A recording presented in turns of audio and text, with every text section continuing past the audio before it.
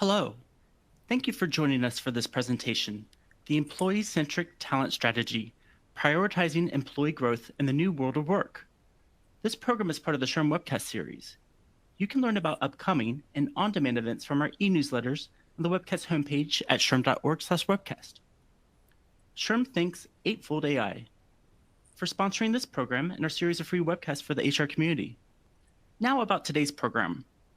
The world of work continues to change rapidly, and organizations are facing new challenges in developing future-proof workforce strategies. Our presenters today with Eightfold AI and SAP SuccessFactors will discuss the importance of upskilling and reskilling employees in the context of recent talent trends and changing expectations.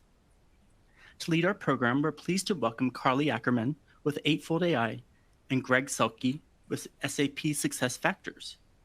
Here's background on our speakers. Carly Ackerman is a Director of Customer Experience for VIP and Partnership Accounts at Eightfold AI.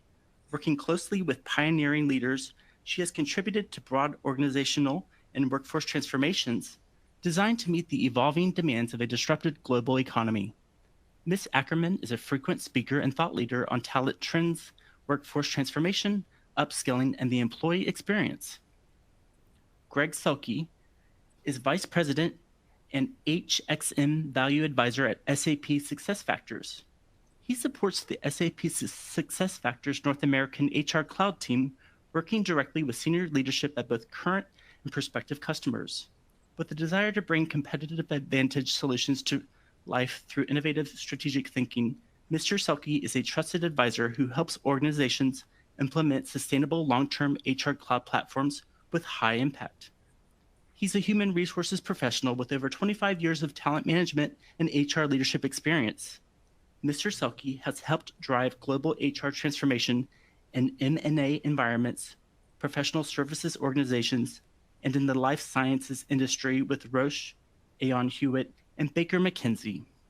I'm now pleased to turn over the webcast microphone to Carly Ackerman and Greg Selke.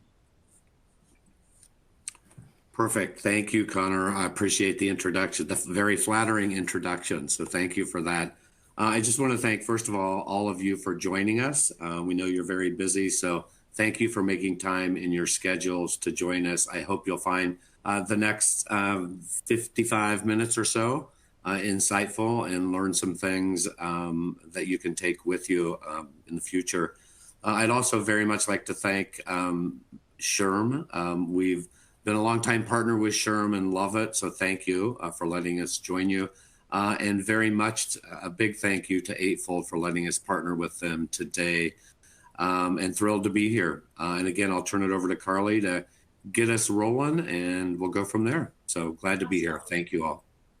Yes, likewise. Very excited to be here today with all of you. And thank you so much for joining us.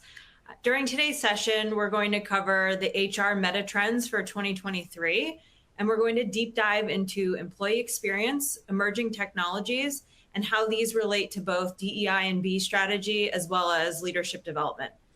We'll also make sure we leave you with a few actionable next steps. It's a pet peeve of mine when a webinar ends without any sort of action items.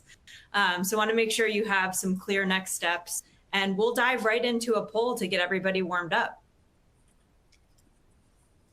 All right. So starting here, we want to know, how important is the employee experience to your organization? That might seem like a simple question, but we have a couple of options here, and we just want to gauge the audience before we jump into the rest of the content for today. And while we're waiting for folks to answer the first poll, Greg, I'd really love to hear your biggest aha from the meta trends research that we're about to dive into. Yeah, so a couple of things. We've been doing the meta trends research, which I'll explain a little bit more about the methodology here in a couple of minutes. We've been doing this for several years now, and every year things change, especially, as you all know, the last 3 to 4 years with the pandemic and everything that's been going on. There was lots of movement in what our recipient or the participants in the research prioritized and talked about. My biggest aha is this year, there's some consistency. The past couple of years, it's the same top 8 trends, basically. Some moved up, some moved down, which we'll talk about. But I think for me, the biggest aha specifically is we talked a couple of years ago about the new normal.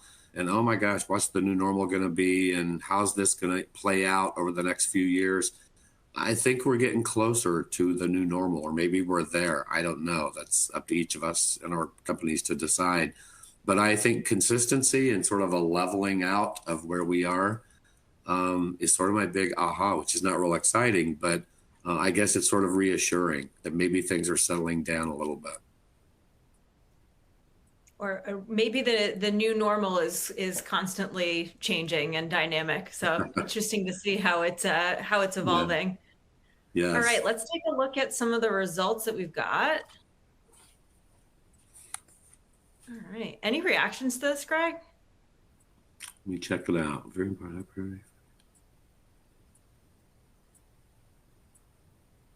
Well, I'm thrilled that 60, actually almost 80% say it's a priority.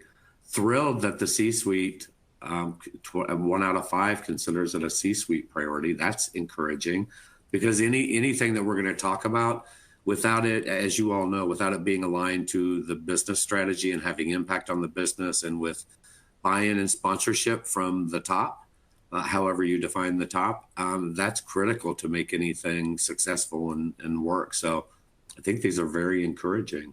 Yeah, it's exciting to see that it's not just an important priority for HR, where I think something like this is classically and historically lived.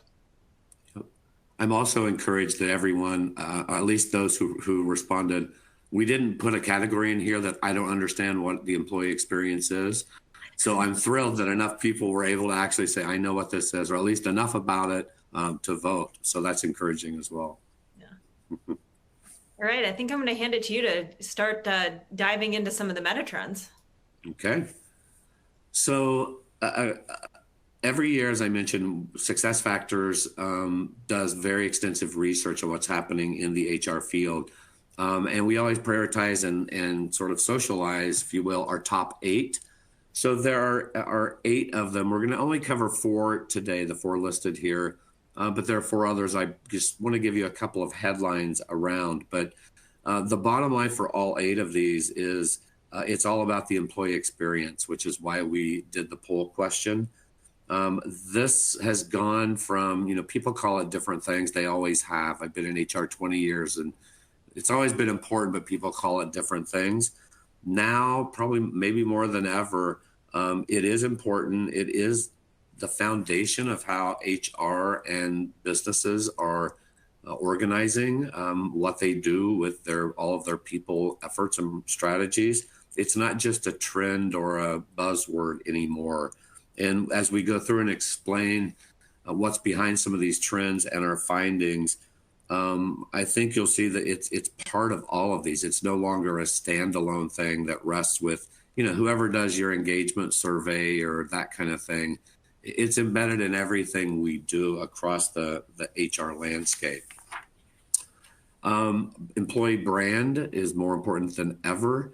So it's very important that organizations get it right in order to attract talent and keep talent. I'm sure most of you have probably heard the term moments that matter. Also a big part of the employee experience, which is very important. And again, will be embedded through our topics here.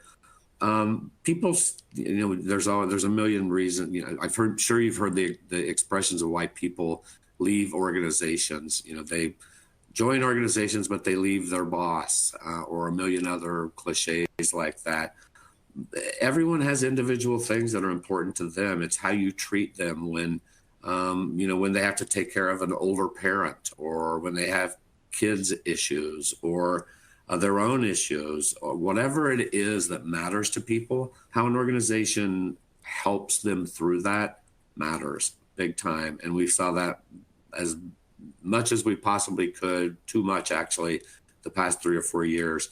Out of the pandemic and where we are now, maybe more than ever, people are looking for meaning and purpose out of their work experience.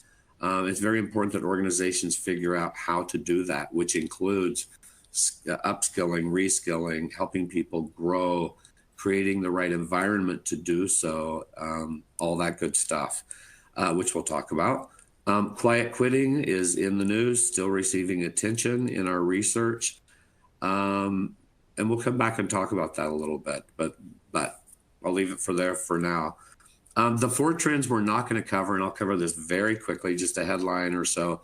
When we do our research department does both focus groups with organizations and surveys, and they typically do it with business leaders, HR department people, and employees when they're given the access, so they can compare and contrast some of these themes. This year we did it a little different. Instead of doing our own research, we did some of our own research, but not as extensive. We went out and looked at about 300 other sources, what every firm on earth is saying is important in a meta trend. And again, our research team is a bunch of PhD data scientists. They analyzed all that to come up with these topics. So this is not just our data, it's an aggregation of everything that you read every day, but with an Eightfold and SuccessFactors perspective on each of these. The 4 we're not going to cover, one is around competing for skilled talent. The whole recruiting thing, as we all know, is very, very important and very, very difficult right now. There's a shift towards skill-based hiring. It still is pretty much an employee market in terms of supply and demand. The second one we're not going to cover is making flexible work arrangements work effectively. You know, we've all been to probably by now 20, 30 webinars on the hybrid work model. We're not going to cover it now, but it's still very important to figure out how to make that work for groups like deskless workers, which we'll talk more about in a few minutes. Another one we're not going to talk about, but the headlines are just curating the employee experience, helping your workforce not burn out and not leave and not get disengaged, and all the things I just mentioned around providing meaning and purpose, and you know, just staying close to what they want with pulse surveys and engagement surveys. The last one, the fourth one here, actually the 8th one, but the 4th we're not going to cover, is the realizing holistic well-being. People are just burned out. Many people are just tired or burned out. Past few years has been very taxing on people. Couple of things I do want to share. Again, you probably have read this and feel it. HR people are right in the center of this.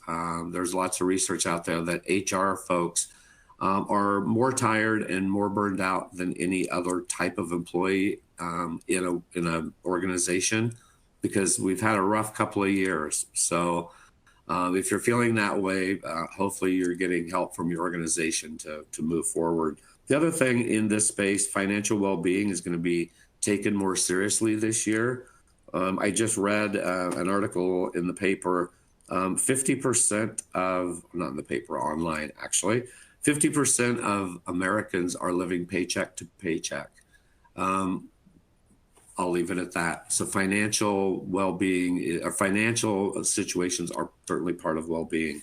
Those are the 4 we're not going to talk about. Very quickly, we'll get into the 4 we are going to go into more detail on. The first being the mobilizing the workforce for the future.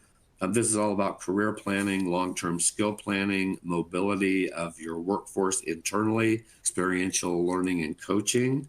The second one, which will be fascinating, can't wait to hear what Carly says about some of this stuff around technology, a lot about AI, and just broadening the scope beyond recruiting and onboarding, which has been the recent past. Diversity, DEIB is still a top priority, but it's shifted from more of a siloed approach to a life cycle approach, which we'll explain more on. There has been a new finding this year in our research. There's starting to be some resistance and backlash to DEIB strategies. We'll talk more about that. And generational differences, as well as deskless workers. I just wrote a paper with a colleague of mine at SuccessFactors a couple of months ago. Happy to send it to anyone who's interested, on ageism. It was actually called Baby Boomers, the Forgotten Demographic.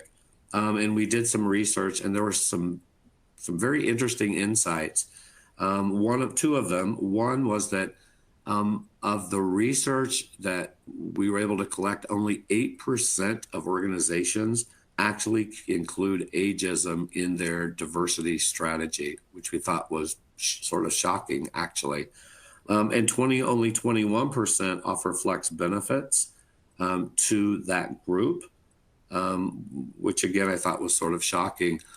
We did a focus group last week with 8 of our biggest and best customers on why, and got some great explanations for why, which I'll come back to in a few minutes. And then the last thing is people leaders. Certainly, the past 3 or 4 years has changed things for people leaders. They're right in the middle of everything. You sort of have to feel sorry for them sometimes because everything hits them. Employees go up to complain to them and talk to them. They have their own job and their own customers. Top leadership is coming down on them to do this and do that. And it's a tough role, and trying to keep them ready to continue to advance and grow and develop their backups, other people to take their place. It's tough. And we're going to talk a little bit more about that in a couple of minutes as well. Okay, Carly, anything to add?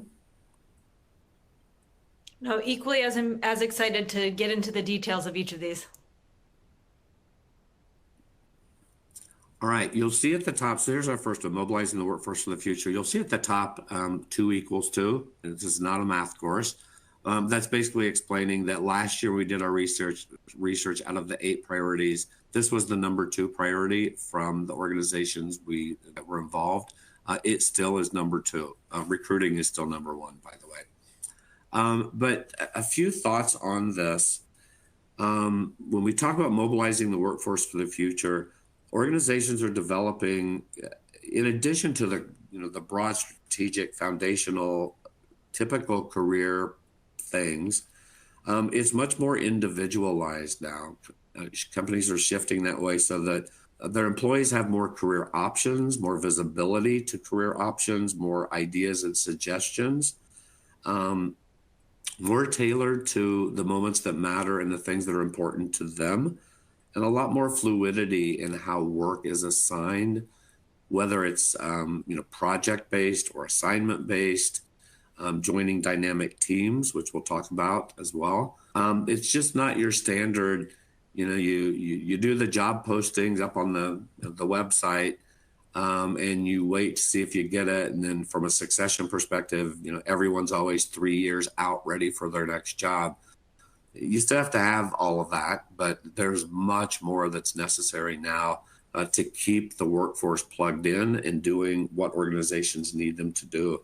And it's very much a shift away from short-term filling roles and with certain skills and trying to develop your workforce for longer-term strategic business needs. Everything has changed the past couple of years. The global economics have created uncertainty for organizations. For most companies, it's easier almost now to manage and move their internal workforce than to go external and find people. Most organizations don't have unlimited budgets or hiring freezes going on. So there's not as much freedom to just go to the market and hire people, which is forcing more focus on what do we do with the people we have. There's also a little bit of peace of mind of knowing, people, your workforce, or you should, better than your external workforce. And sometimes it's better to go, safer with the people that you know than the people that you don't know. So a lot of focus on internal mobility.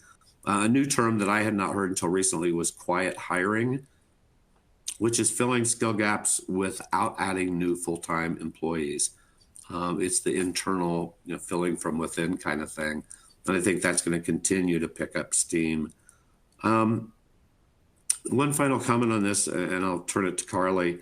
I think from a learning perspective, an upskilling perspective, we all adjusted the past couple of years with lots of remote hybrid learning opportunities. And at first, I'm sure many of us thought, well, this is just never going to work. But for many of us, we're zoomed out, we're teamed out, whatever you want to do. But it worked. People did find a way to learn virtually. Harder for some demographic groups, obviously, deskless workers. Not everyone sits in an office. If you're on a utility pole or on an oil rig, it's a little harder to learn and do all of this. But they found ways to make things happen, which was fantastic. And I think as we move forward, experiential learning and coaching are going to be back and very important, along with, I don't think we're going to drop everything we've been doing, but we've learned some things the past couple of years as we move forward. So, Carly, I'll turn it to you. Excellent. Well, I wanted to double click a little bit on this idea of personalization. So today, organizations are expecting employees to answer a whole host of questions about their careers almost completely on their own. Questions like, where am I today on my career journey? That might seem like an easy question, but I think we can all empathize that is sometimes not as transparent as we'd like it to be. Where do I want to go? Where can I go? I think is a more interesting question that we're starting to be able to tackle. And how do I get there? How do I get where I'd like to go, or where I think I might be able to go? So we know there's a better way to answer these questions, and there are a variety of tools that can help employees start to chart their own career paths that are in a way that's really tailored to their aspirations. So we're now able to leverage AI-powered solutions to support workers as they address all of these classic career questions. We can help an employee define where they are today. And that's not just in terms of what they're able to cram onto a resume, but we're also able to help them enrich that resume by looking at their experiences and helping them understand what they've done, the skills that they've been able to collect, and the plans that they've made to date. So what are those aspirations that they have, and how are some of the experiences that they've collected over the years helping them facilitate that path forward? We can also provide individuals with options. Maybe somebody is really myopically focused on the straight and narrow hierarchical path, and that's fine. Maybe they want to explore some alternatives without feeling like they need to take a step down or a step back. So creating transparency in terms of what's available to somebody based upon those aspirations, and also giving some alternative ideas to consider if the straight and narrow is not necessarily the path that they'd like to pursue. And once individuals are able to define a North Star, or even if they're kind of considering a variety of potential North Stars, we can help employees understand the skill and experience gaps that they're going to have to close.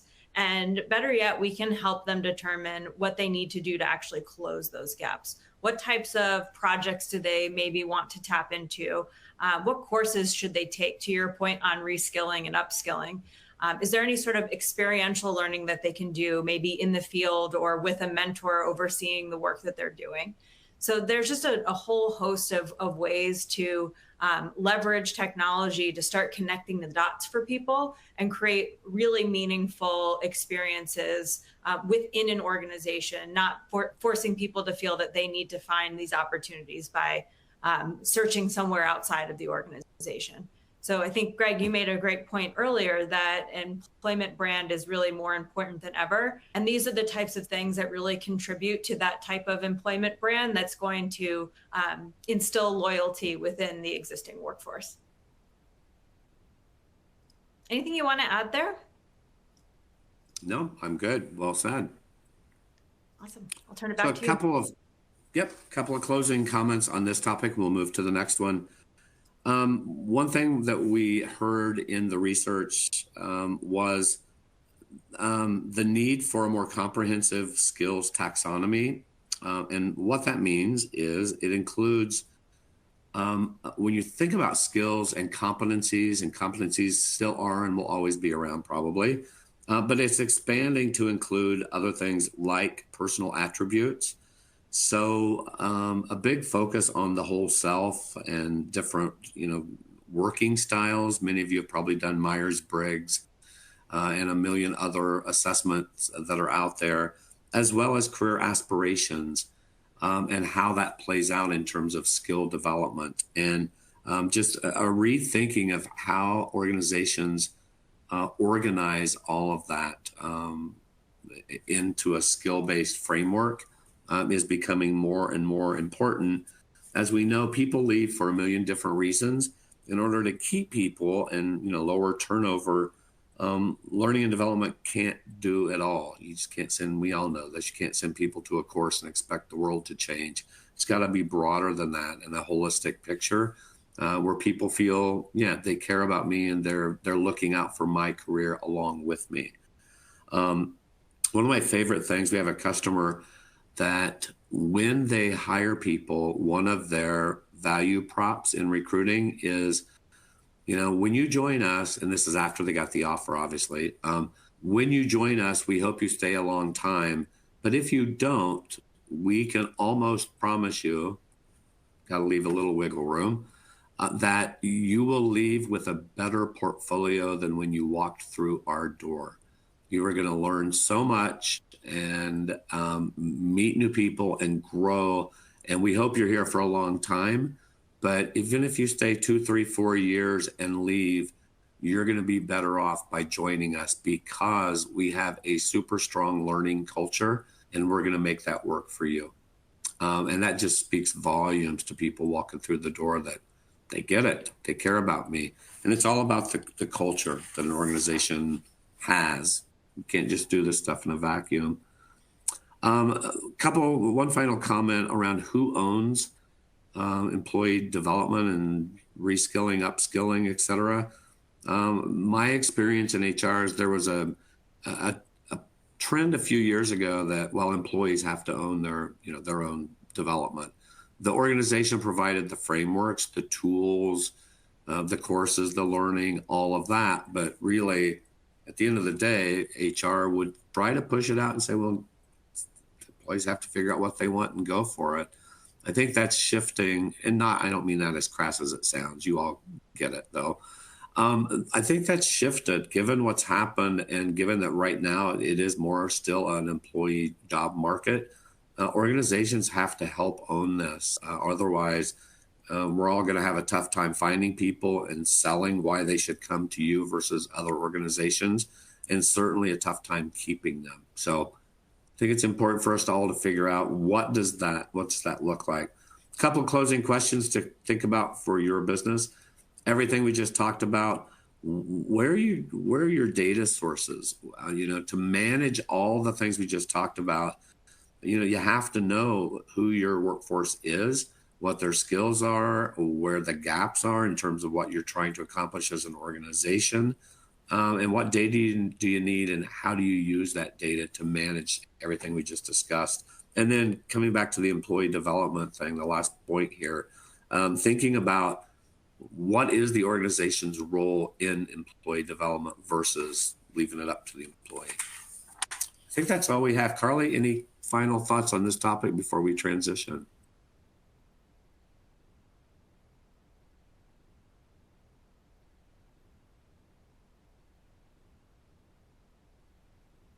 I think you're on mute.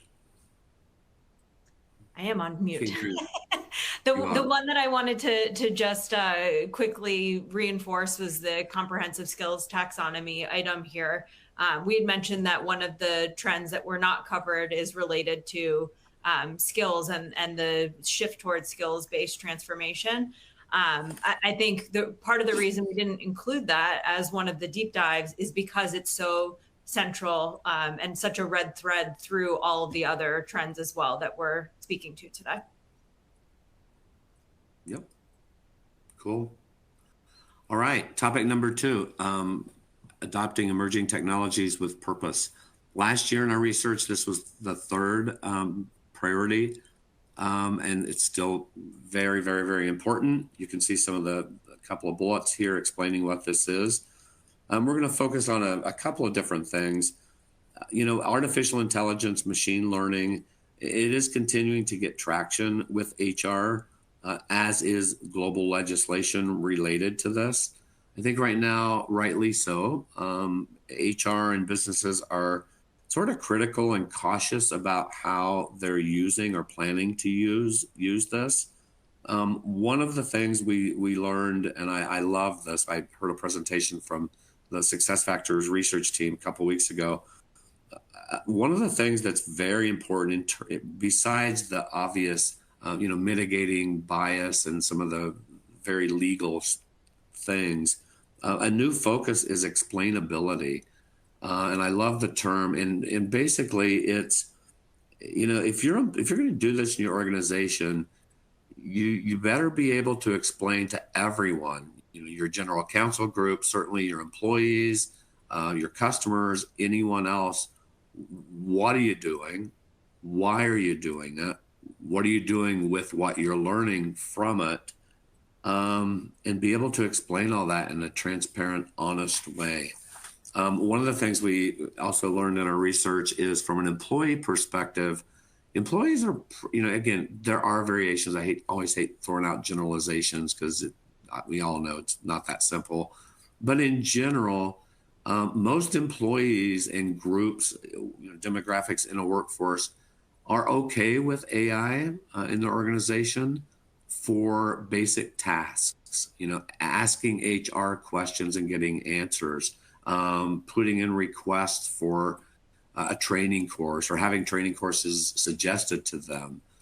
Some of the task-oriented transactional things, less of a problem.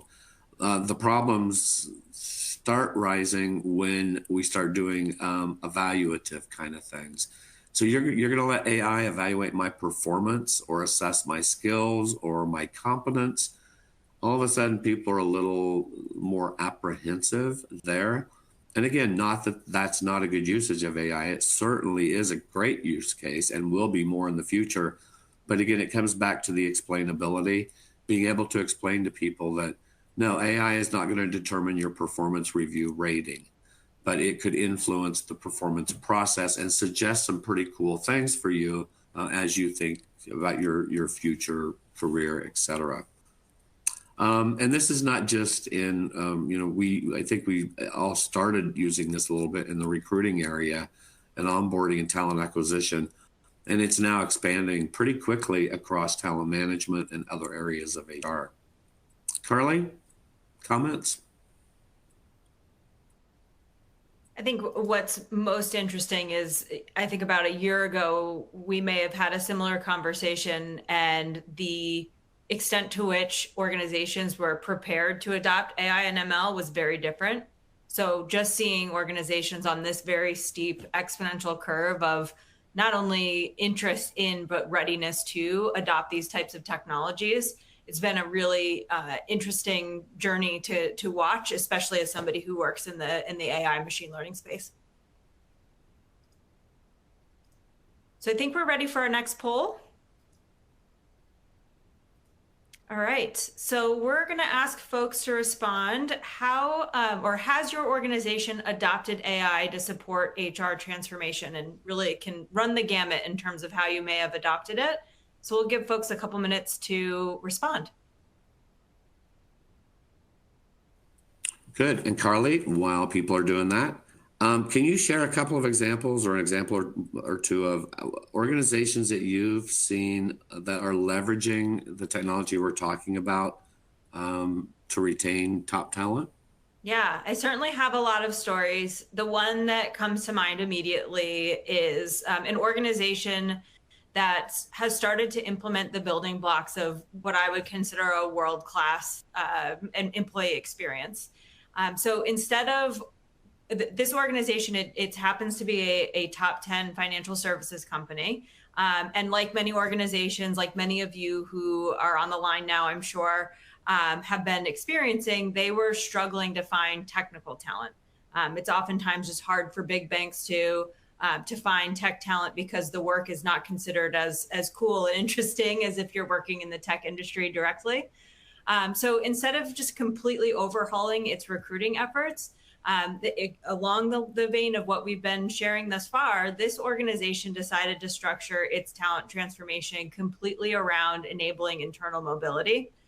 So they saw this as their opportunity to reduce attrition and really demonstrate their commitment to growing their existing employees' careers.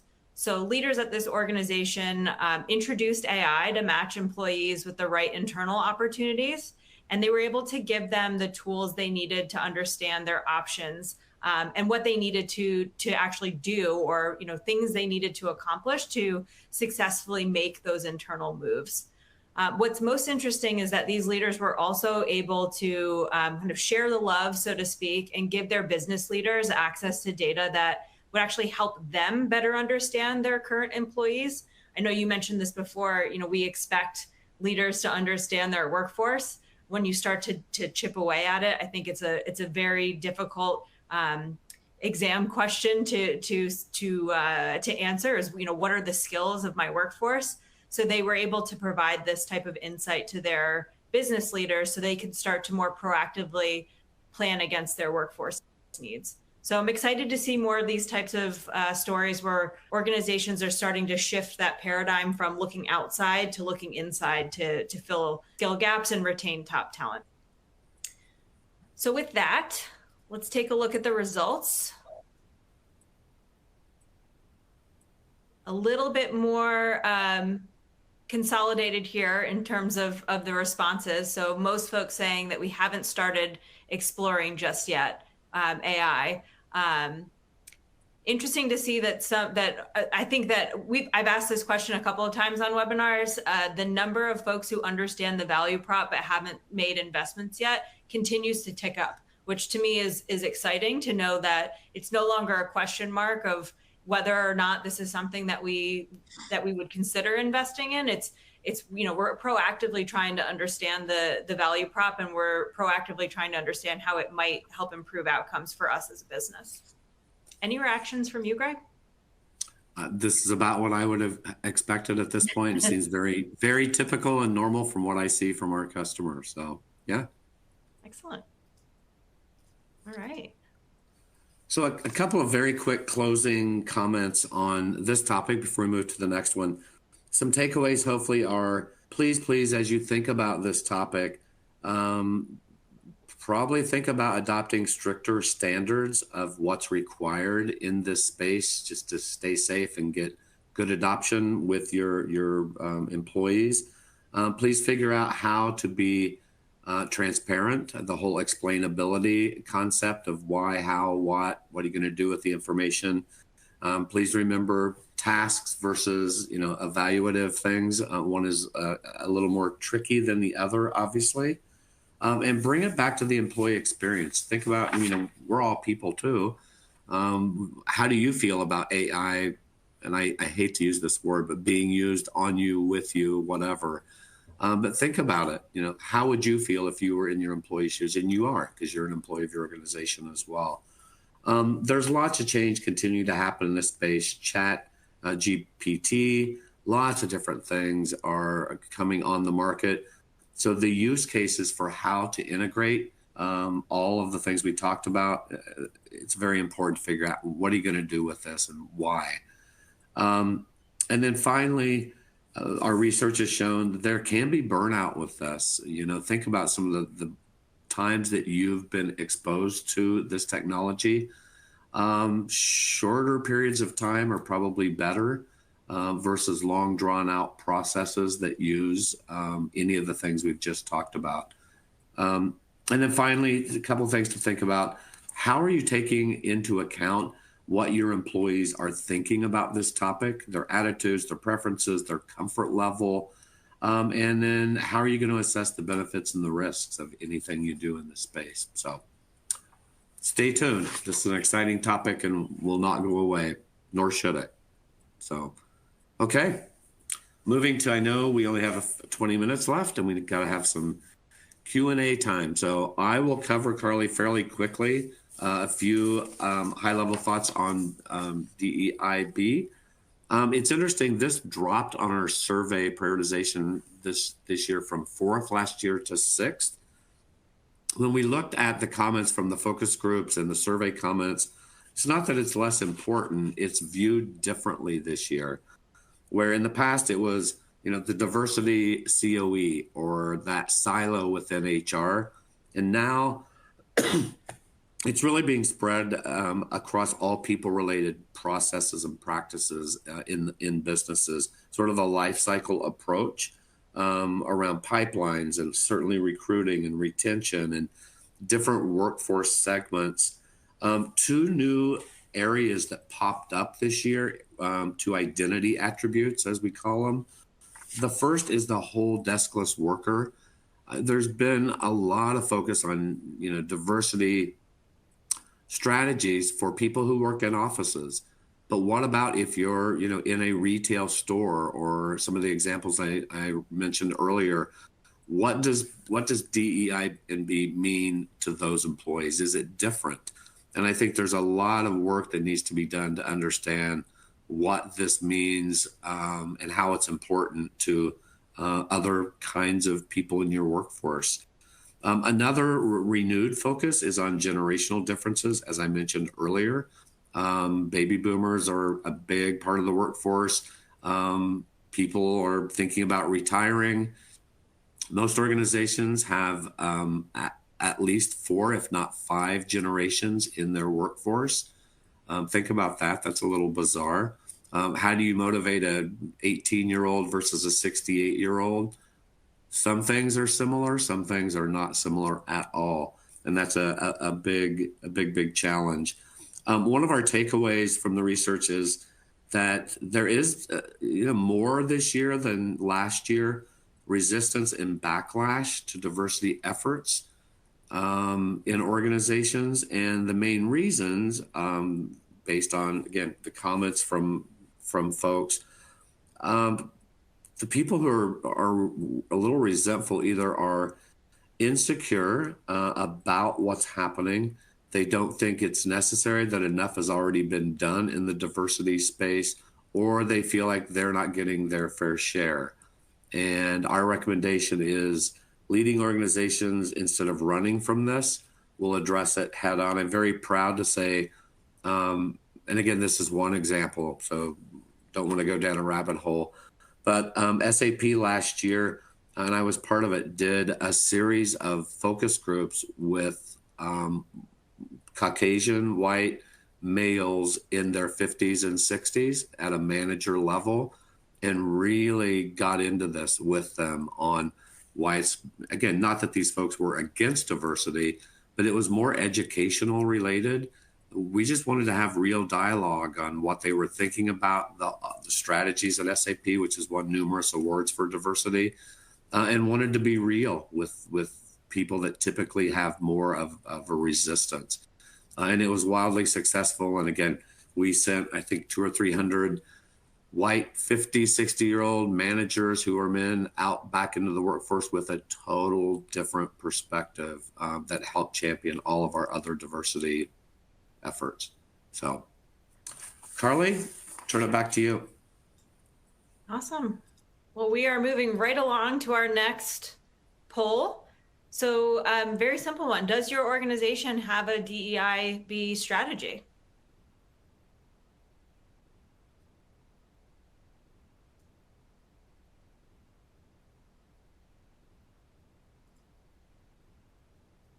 While people are doing that, what do you see coming in terms of technology that's helping in the DEI-B space?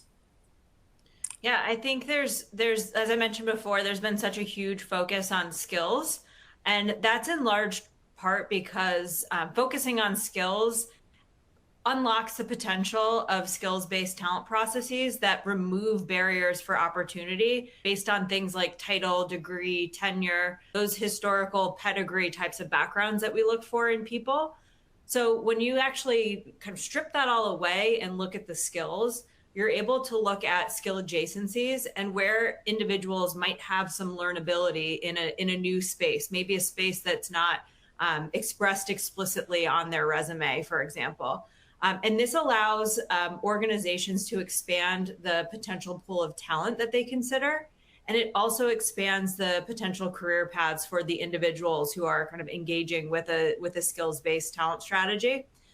So going back to the technologies component of our conversation, we're seeing that technologies are impacting both the supply and the demand side of the equation So expanding the amount of, or the supply of talent, so to speak, that employers are tapping into as they start to look more at the changing nature of the business demands and the nature of the workforce needs based upon the changing nature of business. So with that, let us move to the responses. All right. A little more even split here.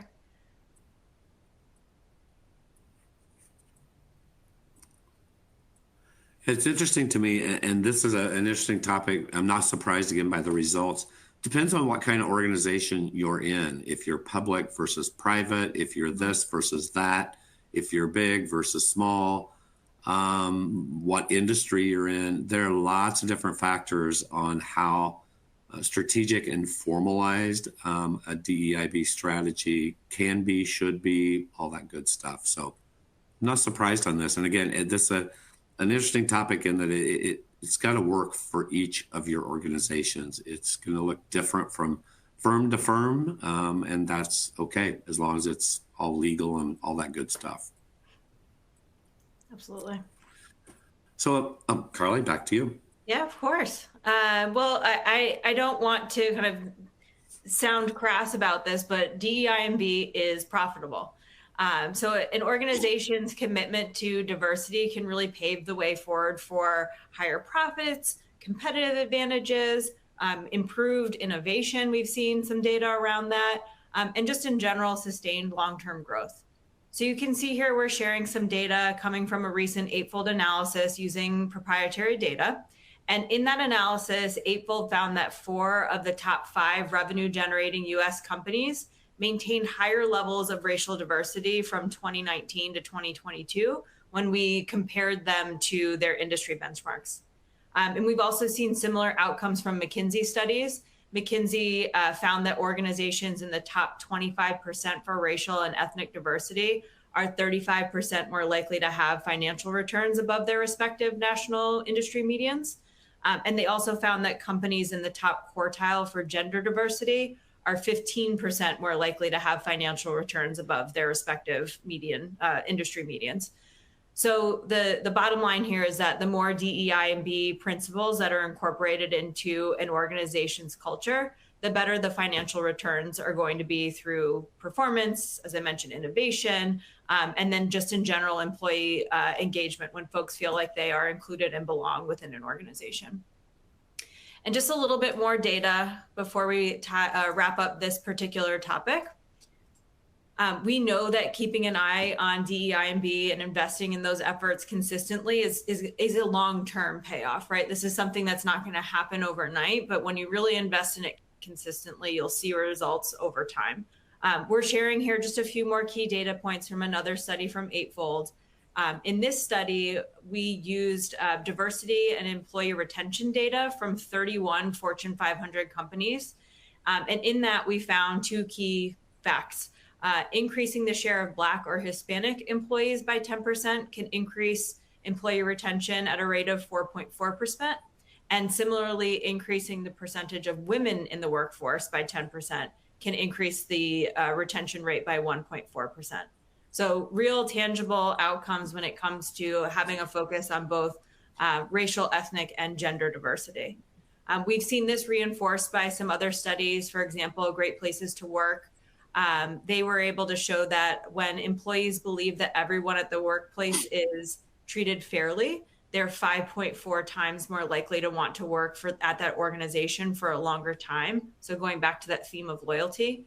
And when you focus on meaningful DEIB programs, employers are creating that kind of environment that makes an employee feel as though they belong and that their work really matters. So again, that theme of loyalty and retaining top talent, we're seeing some real tangible results with DEIB. And then I think we're going to have you close this theme out. Yes. And just one quick comment on this. Lots of great research here. And we just did a focus group again with a lot of our customers on this, separate from the official research, just on everything we just talked about. And one word came out from them as the overarching theme for this, and it was intentionality. They said, we're doing a lot of good stuff. We're all over the place, just sort of like the poll results. Yeah, we got a strategy. We're doing some things great, not so great in other areas. We need to do more. It just needs to be intentional, because if it's not intentionally designed into, again, the life cycle approach across all areas of HR, it probably won't stick as well as it could or should. So keep that word in mind as you approach some of your DE&I and B priorities this year, where you can be intentional and push it versus let's just hope that happens. It's probably a good approach. So, all right, we only have a couple minutes. We are going to cover our last topic, which is people leaders and people managers. We're not going to go too deep on this because this is sort of obvious. We all know that mid managers, people leaders, they get beat up a lot by, again, as I mentioned earlier, by their employees, by their customers, by top level leaders in the firm. And the past 3 or 4 years was brutal for this group. This actually went from an 8th priority last year up to a 7th priority this year. Organizations are just struggling with finding people who are ready to manage, if you will, in the quote new normal. It's hard. And hiring from the outside is even harder to find people who do what you need them to do. And also even the discussion, as we said at the beginning of this conversation about looking internally, it's hard to assess who would be a good manager as an individual contributor to promote to a manager. One of the standard classic mistakes is organizations who take their top sales rep and then put them in a management position. Totally different skills. Just because you're great at sales doesn't mean you have what it takes to be a good leader. So very important to really think about what is the taxonomy of what is needed from a skills perspective, but also the people-centric competencies or skills around, how emotionally intelligent are these folks to be able to deliver, rough news. You've been let go or laid off, or thanks for your great year, but there's very minimal compensation raises this year and no bonuses. How do they handle that? So I think moving forward, a lot more focus on how to assess talent for these management roles and how to help them not burn out and be successful is going to continue to be a big focus as we move forward. Carly? Just keep moving so we can get to some questions. Yeah, I just a couple things to think about as we close it out here.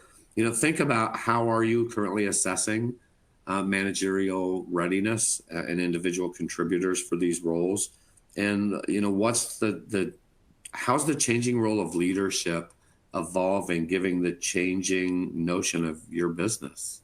What's happening in your business that's shifting what you need from your people leaders and any leader for that matter. Trust, one final comment. Trust is really important. Again, I wrote a paper last year in the middle of the pandemic about trust. And I'll leave you with the final thought, 20 seconds, promise. Carly, it's back to you. If you have a pen handy, draw a 4-quadrant matrix. I love matrices. On the x-axis across the bottom, put low trust and high trust. On the y-axis going up and down, put I have to work, I need to work. And the paper was fascinating to write, because if you think about what goes in each of those 4 boxes, what about someone who has to work but really doesn't trust their company? What do you do to keep those people and keep them productive? If they have to work and there's high trust, what do you do? It's probably different and obviously better. People who don't have to work, they're working because they want to. They're either near retirement or supplemental income because their spouse partner works. What do you do for those people to keep them? So trust is a very important factor, and it plays out differently with different employee groups.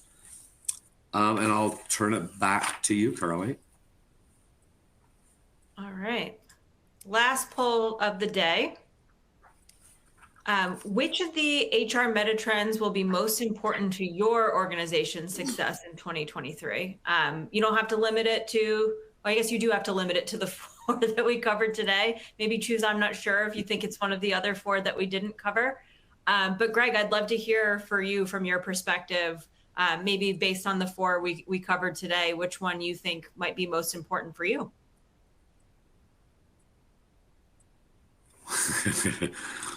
I'm going to be a cop-out and pick all. I know I can't.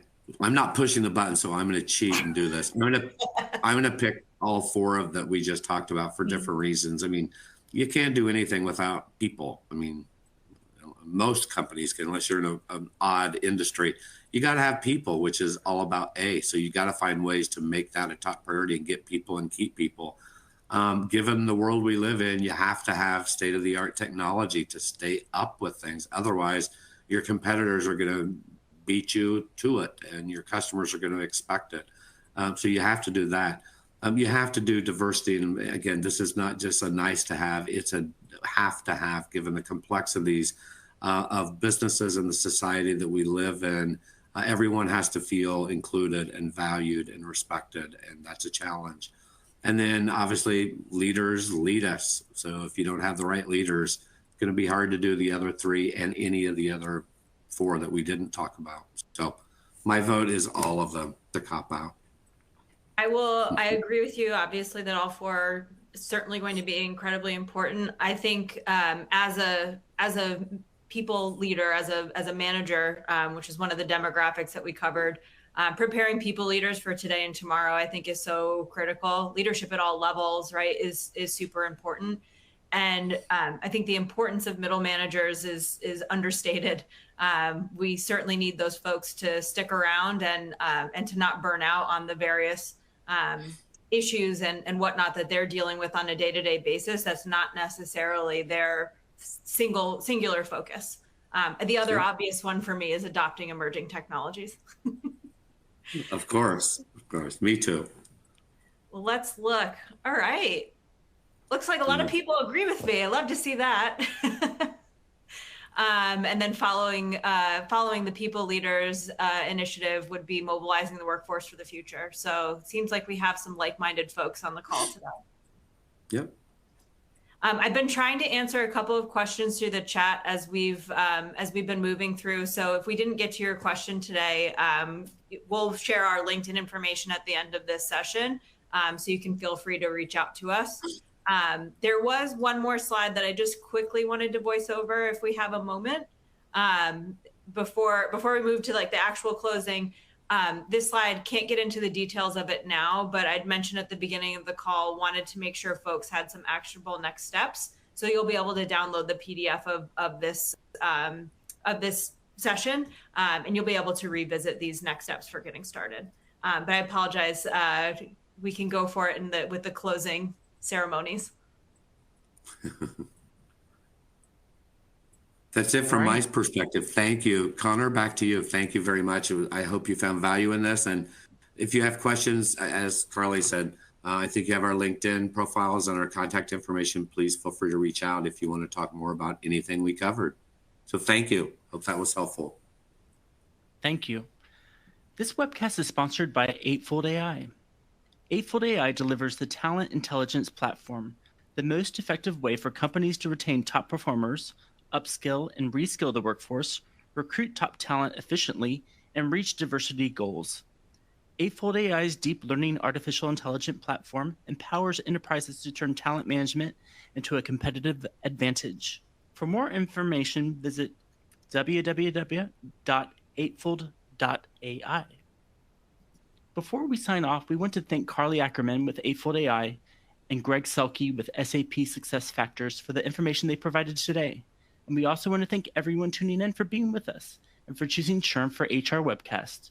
That concludes this program.